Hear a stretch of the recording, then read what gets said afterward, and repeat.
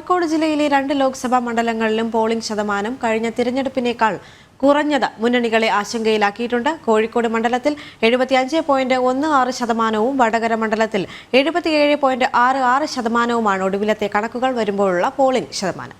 അതേസമയം ജില്ലയിലെ തിരഞ്ഞെടുപ്പ് പ്രക്രിയ പൊതുവെ സമാധാനപൂർണ്ണമായിരുന്നു. വിവരങ്ങളുമായി കോഴിക്കോട് നിന്നും ചേരുകയാണ് ആനന്ദ്. കഴിഞ്ഞ ദിവസം വളരെ സമാധാനപൂർവ്വമായി തന്നെ തിരഞ്ഞെടുപ്പ് പ്രക്രിയകൾ അവസാനിച്ചു എന്ന് തന്നെ അറിയാൻ സാധിക്കുന്നുണ്ട്. എന്തൊക്കെയാണ് വിശദാംശങ്ങൾ?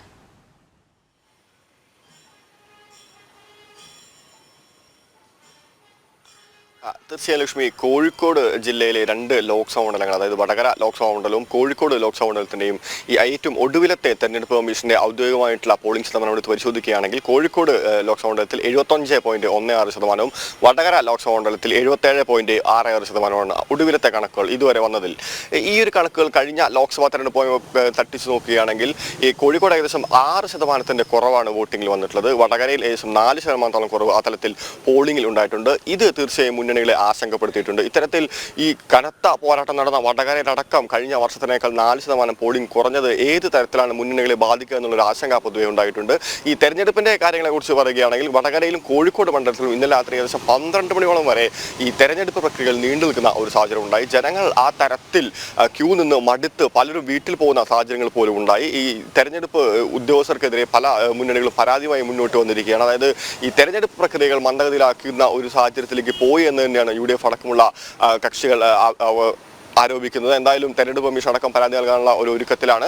ഈ കോഴിക്കോട് ജില്ലയിലും സമാനം തന്നെയായിരുന്നു സംഗതി. ഏകദേശം 11:00 കൂടി തന്നെയാണ് അവസാനഘട്ട പോളിംഗ് അവസാനിച്ചത്. ഏത് കാരണങ്ങളുടെ അടിസ്ഥാനത്തിലാണ് തെരഞ്ഞെടുപ്പ് ഇത്തരത്തിൽ മന്ദഗതിയിലാക്കിയത്, എന്തെങ്കിലും അട്ടിമറി ശ്രമമാണെന്നുള്ള ആരോപണങ്ങളുമായി 3 മുന്നണികളും എന്തായാലും രംഗത്തെത്തിയിട്ടുണ്ട്.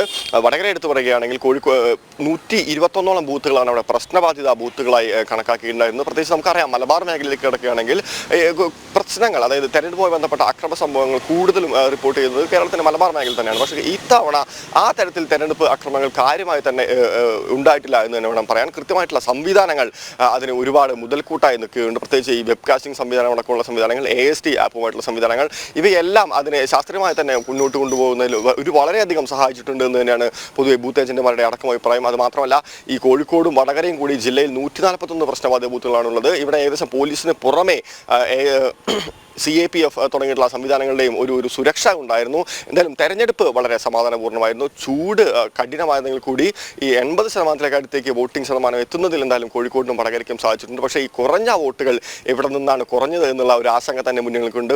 കൃത്യമായി 3 മുന്നണികളും അവകാശപ്പെടുന്നത് തങ്ങളുടെ വോട്ടുകളെല്ലാം കൃത്യമായി തന്നെ പോൾ ചെയ്തിട്ടുണ്ട് തന്നെയാണ്. അപ്പോൾ എവിടെ നിന്നാണ് ഈ വോട്ടുകൾ കുറഞ്ഞത് എന്നുള്ളൊരു ആശങ്ക 3 മുന്നണികളും ഉണ്ടാക്കുന്നുണ്ട്. പ്രത്യേകിച്ച് ഈ കോഴിക്കോട് വടകര മണ്ഡലത്തിൽ ഏറ്റവും കൂടുതൽ വോട്ടർമാർ ചേർത്ത കേരളത്തിലെ പ്രധാനപ്പെട്ട 2 മണ്ഡലങ്ങൾ കൂടി തന്നെയാണ് ഈ കോഴിക്കോടും വടകരയും. എന്തായാലും ഈ തെരഞ്ഞെടുപ്പ് ചിത്രം, അതായത് രാഷ്ട്രീയപരമായ ചിത്രം എടുത്തു നോക്കുകയാണെങ്കിൽ കോഴിക്കോട് 3 മുന്നണികളും കടുത്ത ആത്മവിശ്വാസം തന്നെയാണ്. കഴിഞ്ഞ 15 വർഷമായി കോഴിക്കോട് UDFന്റെ കോട്ടയാണ്.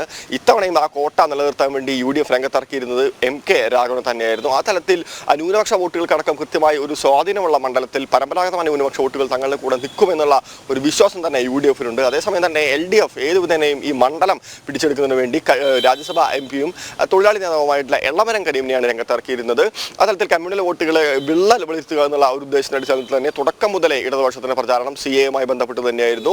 അത്തരത്തിൽ ഈ ന്യൂനപക്ഷ വോട്ടുകളിൽ ഒരു വിള്ളലുണ്ടാക്കാനുള്ള ഒരു ശ്രമം എത്രത്തോളം വിജയിച്ചു എന്നുള്ള ഒരു ചോദ്യം തീർച്ചയായും നമുക്ക് ഈ വോട്ട് എണ്ണലിന് ശേഷം മാത്രമേ പറയാൻ വേണ്ടി സാധിക്കുള്ളൂ. മുഖ്യമന്ത്രി അടക്കമുള്ള സീതാറാം യെച്ചൂരി അടക്കമുള്ള നേതാക്കളെ രംഗത്തിറക്കി തന്നെയായിരുന്നു ഈ ഇടതുമുന്നണിയുടെ പ്രചാരണം. അത് ഫലത്തിൽ എത്തും എന്ന് തന്നെയാണ് പ്രതീക്ഷ. പ്രത്യേകിച്ച് ഈ സുപ്രഭാതം പത്രത്തിൽ അവസാന തെരഞ്ഞെടുപ്പുമായി ബന്ധപ്പെട്ടുണ്ടായ പരസ്യങ്ങളടക്കം ഈ തലത്തിൽ ഒരു വിള്ളൽ വരുത്തിയിട്ടുണ്ട് എന്നുള്ള ഒരു വിശ്വാസത്തിൽ തന്നെയാണ്. പ്രത്യേകിച്ച് ഈ ജമാഅത്തുമായി ബന്ധപ്പെട്ട വിഷയങ്ങളിലെല്ലാം അത്തരത്തിൽ ഇടതുപക്ഷത്തിന് അനുകൂലമായി മാറും എന്നുള്ള ഒരു പ്രതീക്ഷ എന്തായാലും ഇടതുപക്ഷ ക്യാമ്പിനുണ്ട്.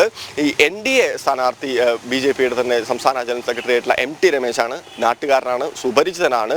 ആ തലത്തിൽ ഇത്തവണ താമര വിരിയിക്കുമെന്ന് തന്നെയാണ് മാധ്യമങ്ങളെ കഴിഞ്ഞ ദിവസം വോട്ട് ചെയ്തിറങ്ങിയതിനു ശേഷം MT രമേശ് പറഞ്ഞത്. അതായത് ഈ ജില്ലയിൽ കേന്ദ്ര സർക്കാർ നടപ്പിലാക്കിയ പദ്ധതികളെല്ലാം വോട്ടായി മാറുമെന്നുള്ള ഒരു പ്രതീക്ഷയിലാണ് BJP ക്യാമ്പ്. അത് ദേശീയപാത വികസനവുമായി ബന്ധപ്പെട്ട വികസനങ്ങളാവട്ടെ, ഈ നാഷണൽ ഹൈവേയുമായി ബന്ധപ്പെട്ട വിഷയങ്ങളാവട്ടെ, മെഡിക്കൽ കോളേജുമായി ബന്ധപ്പെട്ട അമൃത് പദ്ധതിയുമായി ബന്ധപ്പെട്ട വികസന പ്രവർത്തനങ്ങളാവട്ടെ, ആ തലത്തിൽ പശ്ചാത്തല സൗകര്യങ്ങൾ ഒരുക്കുന്നതിലും സാധാരണക്കാരുടെ പ്രശ്നങ്ങൾ മാറ്റുന്നതിലും കേന്ദ്ര സർക്കാർ കൊണ്ടുവന്ന വികസന പ്രവർത്തനങ്ങൾ തീർച്ചയായും വോട്ടായി മാറുമെന്നുള്ള ഒരു പ്രതീക്ഷ BJPക്കുണ്ട്. മാത്രമല്ല, ഈ ക്രിസ്ത്യൻ ന്യൂനപക്ഷ വോട്ടുകളിൽ ഒരു വിഭാഗത്തിന്റെ വോട്ടുകൾ സമാഹരിക്കാനായി എന്നുള്ള ഒരു വിശ്വാസവുമുണ്ട്. പ്രത്യേകിച്ച് നമുക്കറിയാം, ഈ രൂപതകൾ, പ്രത്യേകിച്ച് മലബാറിലുള്ള പല രൂപതകളും കേരള സ്റ്റോറി വിഷയവുമായി ബന്ധപ്പെട്ട് പരസ്യമായി തന്നെ കേരള സ്റ്റോറി പ്രദർശിപ്പിക്കുന്ന സാഹചര്യം ഉണ്ടായിരുന്നു. ആ തലത്തിൽ പുതിയ ക്രിസ്ത്യൻ വോട്ടർമാരെ സ്വാധീനിക്കാൻ തങ്ങൾക്ക് സാധിച്ചു എന്നുള്ള ഒരു ഉറപ്പ് എന്തായാലും NDA ക്യാമ്പിനുണ്ട്. ആ തലത്തിൽ പരമ്പരാഗതമായ BJP വോട്ടുകൾ, പ്രത്യേകിച്ച് നമുക്കറിയാം കോഴിക്കോടാണ് സംഘപരിവാറിന്റെ പരമ്പരാഗത വോട്ടുകളുള്ളത്. കേരളത്തിൽ തന്നെ ആദ്യഘട്ട പ്രവർത്തനങ്ങൾ ആരംഭിക്കുന്നത് കോഴിക്കോടാണ്. അപ്പോൾ ആ തലത്തിൽ പരമ്പരാഗത സംഘപരിവാർ വോട്ടുകളും പുതിയ ന്യൂനപക്ഷ വോട്ടുകളും സമാഹരിക്കുകയാണെങ്കിൽ ഈ ജില്ലയിൽ താമര വരിക എന്ന് പറയുന്നത് അസാധ്യമല്ല എന്നുള്ള ഒരു പ്രതീക്ഷയിൽ തന്നെയാണ് NDA ക്യാമ്പ്. അനന്ത്, ഏറ്റവും കൂടുതൽ വോട്ട് രേഖപ്പെടുത്തിയത് മലബാർ മേഖലയിൽ തന്നെയാണ്. അതുപോലെ തന്നെ ഏറ്റവും കൂടുതൽ യന്ത്ര തകരാറ് മൂലമുള്ള പരാതികൾ ഉയർന്നു വന്നതും മലബാർ മേഖലയിൽ നിന്ന് തന്നെയല്ലേ?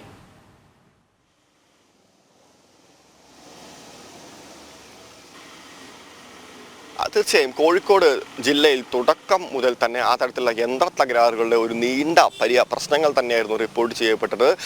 തെരഞ്ഞെടുപ്പ് ആരംഭിക്കുമ്പോൾ മുതൽ ഏകദേശം ഉച്ചവരെ ഇത്തരത്തിൽ യന്ത്ര തകരാറിൻ്റെ ഒരു വിഷയങ്ങൾ നിരവധി ബൂത്തുകളിൽ ഉണ്ടായിരുന്നു. വളരെ മണിക്കൂറുകൾ പണിപ്പെട്ടുകൊണ്ടാണ് ഇത്തരത്തിലുള്ള പ്രശ്നങ്ങൾ പരിഹരിച്ചത്. പല ബൂത്തുകളിലും ആളുകൾക്ക് 3 മണിക്കൂറിലധികം ക്യൂ നിൽക്കേണ്ട ഒരു സാഹചര്യം ഉണ്ടായിരുന്നു. നേരത്തെ പറഞ്ഞ പോലെ തന്നെ കേരളത്തിൽ ഏറ്റവും കൂടുതൽ വോട്ടുകൾ പോൾ ചെയ്യപ്പെട്ടത് വടകരയിലാണ്, 77.66%. അവസാനത്തെ കണക്കുകൾ വരുമ്പോൾ ഈ വടകരയിൽ 12 മണിയോളം വരെ, അതായത് രാത്രി 12 മണി വരെ ആളുകൾക്ക് ക്യൂ നിൽക്കേണ്ട ഒരു സാഹചര്യം ഉണ്ടായിരുന്നു. യന്ത്ര തകരാറിന് പുറമെ തന്നെ ഈ തെരഞ്ഞെടുപ്പ് പ്രവർത്തനങ്ങൾ മന്ദഗതിയിലായിരുന്നു.